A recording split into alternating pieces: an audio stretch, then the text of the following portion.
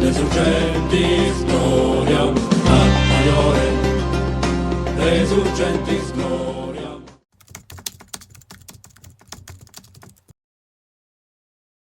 A reading from the Holy Gospel according to John. Glory to you, O Lord. Jesus said to his disciples, I am the true vine, and my Father is the vine grower.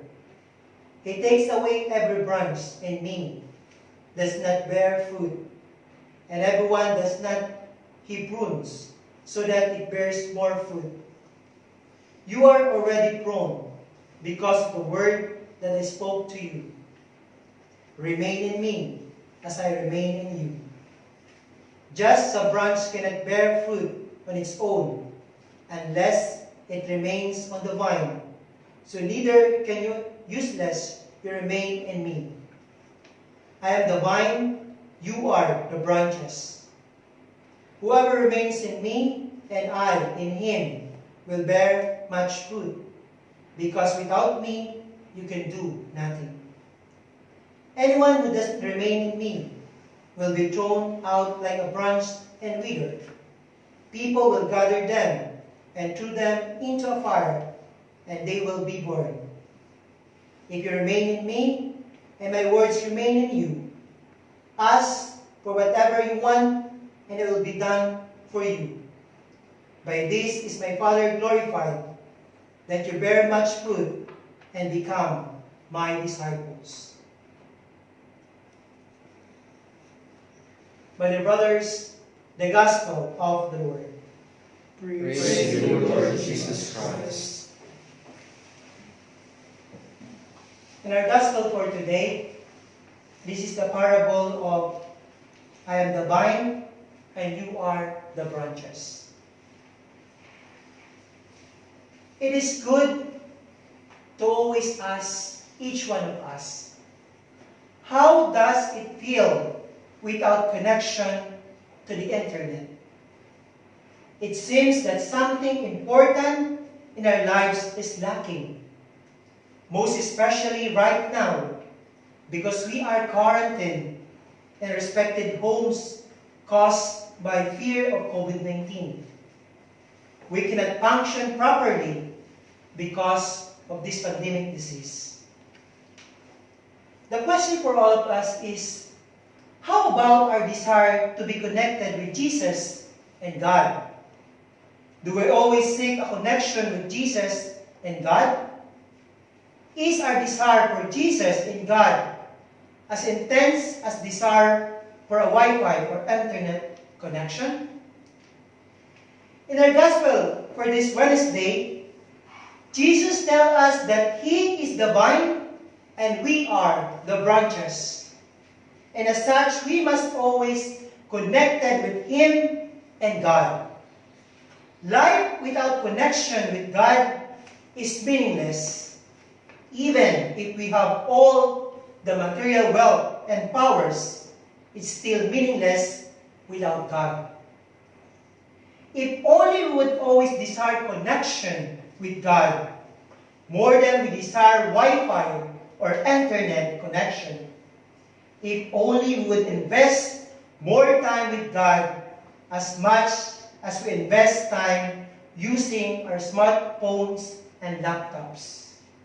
Let us therefore always seek connection with God through our prayers, presence at Holy Mass, and by reading and reflecting upon His life, transforming words in the Bible.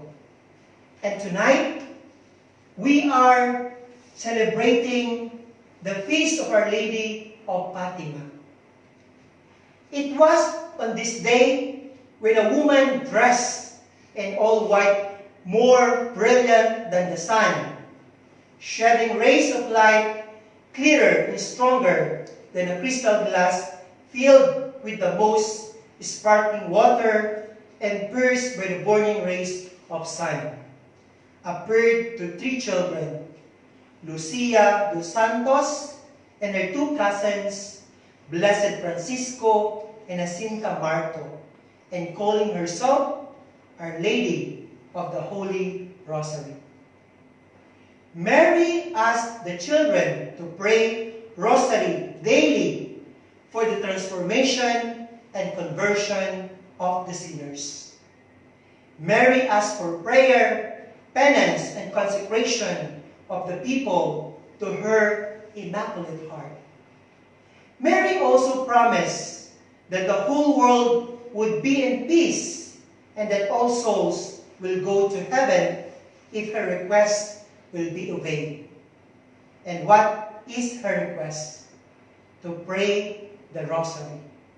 She asked these children to pray the Rosary every day, and she told them, "You will suffer a lot, but the grace of God will be your comfort." In our time today, we're facing lots of challenges, hardships, and sometimes our faith is being put to test. But let us remember, we have Mary, our mother, who said that the grace of God will be our comfort. What is the manifestation of Mary asking these children to pray so that the sinners will be converted and transformed? It was all for her maternal love to us. She is calling us and bringing us closer to God, and all we have to do is listen and obey her. Personally, I'm not a perfect person, but every day I try to be a better me than yesterday. Just a quick story. When we were still studying in the United States, far from our family, and not knowing how to survive the life there, I have nothing but the Rosary as my weapon and as my comfort. Every day, I pray that my brother and I survive the life, and we will really find our purpose, and we respond to God's calling. Praying the Rosary gives me strength, offers me hope, and reminds me of eternal love. It also reminds me that everything will be fine and there's heaven waiting for me. My dear brothers, as we celebrate the feast day of Our Lady of Fatima today, let us ask ourselves to respond to her request and be obedient to her. Let us all pray the Rosary. Praying the Rosary gives us the chance to know the life of Jesus and Mary. Through the Rosary, we get the chance to know them deeper in love, then deeper as witness how they suffered for us and for our conversion. Let us devote ourselves in praying, most especially in this time of pandemic and crisis. We have an enemy that can't be seen. It fears us. It wars us. But let us be reminded that the Rosary is our weapon against it. I encourage everyone to pray the Rosary every day. It would only take 15 to 20 minutes of your time. A lot of us have so much time watch TV, scroll the internet, or playing mobile games. So why not spend a little of it and devote it in praying? Pray with your family and loved ones. It can also be of help in strengthening the bond of love of your family. As the saying goes, the family that prays together stays together. My dear brothers and sisters, let us be reminded that whatever happens in our life will depend on how we will respond to the calling or request of Mary. Let us offer everything we do to Mary and Jesus. Remember that the heart of Mary and Jesus are attentive to our worries, fears, and needs. Yes, we might suffer a lot today, but then let be the grace of God our comfort. My dear brothers and sisters, today I will leave you with question to ponder on. Do you still pray the rosary? Are you willing to rest your worries, fears, and needs to Mary? Are you willing to devote yourself and respond to Mary's requests?